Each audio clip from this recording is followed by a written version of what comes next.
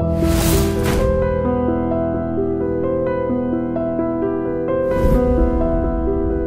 మూవీలో మీరు ఒక క్రికెటర్గా ఉండి ఒక బ్రైట్ ఫ్యూచర్ ఉన్నా కూడా సిచ్యువేషన్స్ మీ కథని మొత్తం ఎలా మలుపు తిప్పింది అనేది మనకి ఫస్ట్ హాఫ్లో చూపించారు. సో అలా చాలామంది ఉంటుంటారండి, వాళ్ళ రీచ్ అవ్వాల్సినటువంటి హైట్స్ కానీ వాళ్ళ గోల్ కానీ ఇలాంటి డిఫరెంట్ సిచ్యువేషన్స్ వల్ల అటో ఇటో వెళ్ళిపోయి ఉంటాయి పాపం. అనుకోని పరిస్థితుల వల్ల అనుకున్న సక్సెస్ వచ్చి ఉండదు వాళ్ళకి. అంటే ఎవ్రీవన్ హ్యాస్ దట్ అండి. తనేమో he wanted to become a cricketer. He wanted to become a cricketer. He played cricket. He used to play. అంటే యాక్చువల్లీ అది మనకి తెలియకుండా ఈ ఫిల్మ్లో అందరికీ కనెక్ట్ అయ్యే పాయింట్ అదొకటి అండి.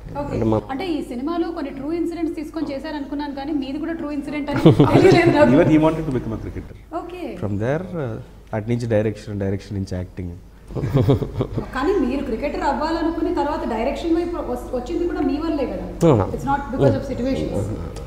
నాకు situation I had to go to Australia, probably scientist అవ్వాల్సిన వాడిని. అటు నుంచి my mom stop me from going. Okay. So అటు నుంచి చెన్నై జాయిన్ అయ్యాను. చెన్నై నుంచి కేమెంట్. అమ్మ అప్పుడు చెప్పిన రీజన్ సినిమాల వల్ల కాదు కదా? కాదు, అంటే అక్కడికి వెళ్తాం అని చెప్పి ఆపారు. ఓకే. చెన్నైలో జాయిన్ చేశారు. అక్కడి నుంచి సినిమా మీది డెస్టినీ అండి. రాసింది ఎక్కడ ఉన్నా. కొంతమంది సిచ్యువేషన్స్, తనకు కూడా అలాంటి ఒక సిచ్యువేషన్ ఉంది. తను కూడా క్రికెట్ వైపు వెళ్ళాల్సింది. ఆ రోజు ఏమైంది రాజా? అప్పట్లో ఒకడు ఉండేవాడు క్రికెట్ వైపు ప్రాక్టీస్కి వెళ్ళాము 1 month. కరెక్ట్గా ఎల్బీ స్టేడియంకి వెళ్ళి అన్ని నెల రోజులు కరెక్ట్ ప్రాక్టీస్కి వెళ్ళాను. సెలక్షన్ రోజున మాత్రం ఒక పావు గంట లేట్కి వెళ్ళాను.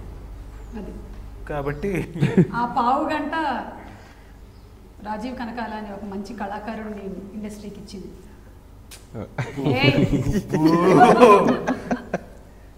సరే, మీ పర్మిషన్తో ఒక చిన్న పని చేస్తా. ఏంటది?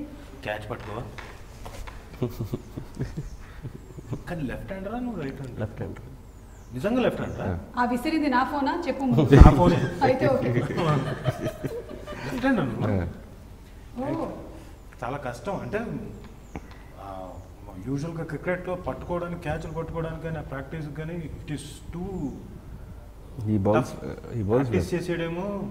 లేదు lefty basically. Okay okay. Left రాయడం ఒకటే రైట్ కాదు. ధోని హెలికాప్టర్ షాట్ లాగా మీద స్విచ్ షాట్ బాగుంది. అండ్ ఇయర్ లోనే మనకి ధోని మూవీ కూడా రిలీజ్ అయింది. ఆన్ హిస్ రియల్ బయోపిక్ వచ్చింది. సో ఇందులో కూడా క్రికెట్ డ్రామా అంతా కూడా చాలా బాగుంది. ఇందులో రియల్ ఇన్సిడెంట్స్ ఉన్నాయా అండి? లైక్ రైల్వే రాజు అనే క్యారెక్టర్ ఉన్నారా? రైల్వే రాజు అంటే ఒక చోట ఉందండి. అంటే యాజ్ ఇట్ ఈజ్ ఇలా కాదు, కొంచెం ఎన్న క్యారెక్టర్ అది. ఉన్న క్యారెక్టర్ పేరు వేరు, క్యారెక్టర్ వేరు. మనం పెట్టింది ఉంది already. Also they had references. Every character కొంచెం యాడ్ చేసాం. ఈ 2 క్యారెక్టర్లకి కొంచెం యాడ్ చేసాం. మిగతా ఇన్సిడెంట్స్ అన్ని మాత్రం రియల్ ఇన్సిడెంట్స్. అదే అప్పట్లో జరిగిన కొన్ని సిచ్యువేషన్స్ ని తీసుకొని కొంచెం ఫిక్షన్ యాడ్ చేసి ఇట్ ఇస్ బీన్. అంటే అప్పట్లో భోగనాథపురం అనే ఊరు, that was really there. Stuartpuram and ఆ నక్సలిజం ఎపిసోడ్స్ కానీ, స్టాంప్ కుంభకోణం కానీ, lots of references. And even interval ముందు ఫైట్ అప్పుడు శ్రీరామ్ అని చెప్పి, జై శ్రీరామ్ అని చెప్పి 92లో ఇటికల్ అప్పుడు తీసుకెళ్లారు కదండి Ayodhya. So so everything had a link అండి. సో ఈ టుక్ ఇంకా చాలా ఇన్సిడెంట్స్ ఉన్నాయి. బట్ ఈ కథ డ్రైవ్కి ఎంత సరిపోతే వాడుకొని యాక్చువల్లీ వీ హ్యాడ్ మోర్, ఇంకా కొన్ని ఉన్నాయి కదా, we had lots of scenes. But ఏంటంటే we scripted on the paper itself. మీ వల్లేనా డబ్బింగ్లు అన్నీ చాలా చెప్పాడు. అంటే నిజంగా I really like this voice. లేదు సార్, అంటే మాడ్యులేట్ చేయలేదు సార్, అది లేకపోతే ట్రై చేయండి బాగుంటుందన్న. అది సెకండ్ ట్రై చేసేసారు. అయితే మామూలుగా సీన్ చెప్పాడు. బ్రహ్మాజీ గారు వచ్చారు. రే నీకేమైనా అర్థమైందా?